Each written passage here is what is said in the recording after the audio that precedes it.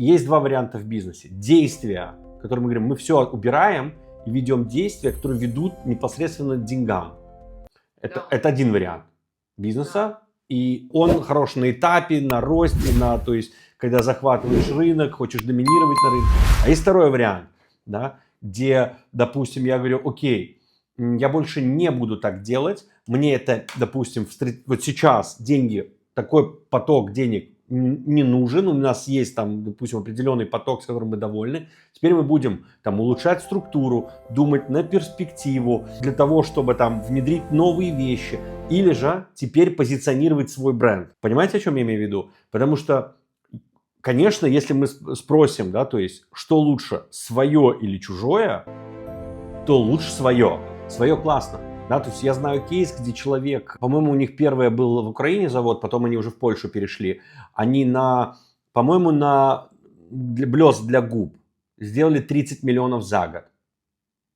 Wow. Блеск для губ в сумасшедшем рынке 30 миллионов за год. Потому что себестоимость продукта меньше евро. Представляете? Меньше евро. А продают его за 5, 6, 8, там, в зависимости от пакетов. Понимаете?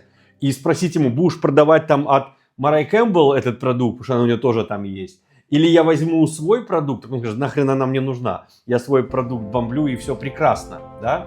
Но он мог спокойно отложить все, у него ничего не горело, да? И фокусироваться на это. Его там, грубо говоря, жена занималась именно все, что вот этой раскруткой, он занимался технической частью, оперативной деятельностью, всем бэк-офисом, да, то есть она занималась именно там, именно как лицо бренда было, да, то есть. Поэтому здесь вопрос такой, тут надо более точнее углубиться. То есть если мы возьмем, допустим, я хочу продавать вот такие штуки, что, да, то есть вот доски, что выгоднее, взять Samsung, который все знают, или разрабатывать свое. Если у меня нет денег, а я хочу деньги сейчас, я возьму их и буду продавать.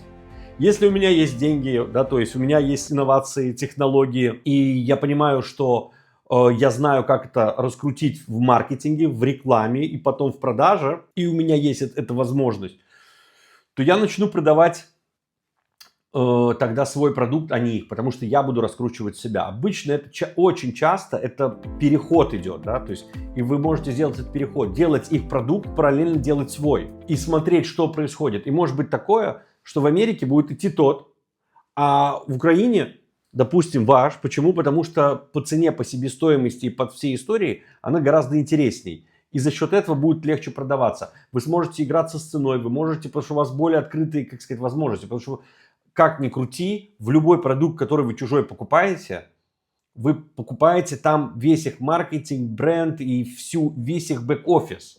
Там есть бэк-офис, который как бы тоже идет, который отсылает продукт, логистика, который высылает инвойсы и так далее, и так далее. Здесь вы его, грубо говоря, сами намешали, сделали, вы понимаете. Ну, я сейчас пример приведу. Там, это стоит вам $12. Да, и вы говорите, окей, я могу его продавать за 150, могу за 200, а могу за 59. И тоже окей, за счет массы пойдет. Или могу за 29, и он настолько хорош, что за счет массы пойдет. То есть тут нужно как бы, смотреть. Я не говорю, что нужно обязательно залезать в низкий ценовой сегмент. Да? То есть это тоже всегда опасность. Да? То есть я не любитель низкого ценового сегмента, потому что если вы играете в этом низком сегменте, у вас всегда должно быть куча денег для того, чтобы это мочь финансировать. Это годами нужно финансировать для того, чтобы оно зашло. И я всегда говорю, что у кого-то всегда денег больше, кто может демпинговать, да, то есть.